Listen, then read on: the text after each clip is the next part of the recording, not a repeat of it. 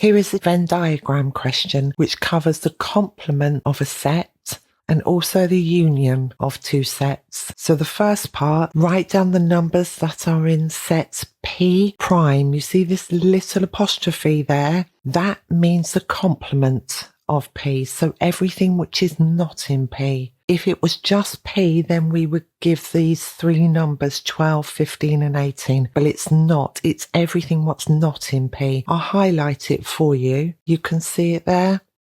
So it's everything here, here, and here.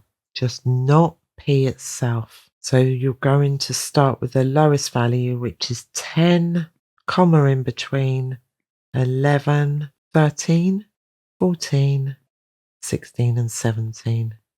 So the way you say that is P prime. And then our next one, a number is chosen at random from the universal set. Find the probability that this number is in the set P union Q. So you've got two types of these. You've either got a U like that or an N. And I'll show you quickly what they are. First shape, if I just highlight that middle part there, if this was A and this was B, that would be A.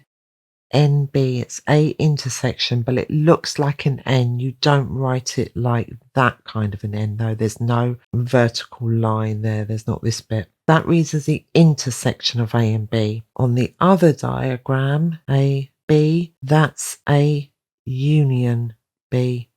And that, if we highlight it, that's all of them. Okay.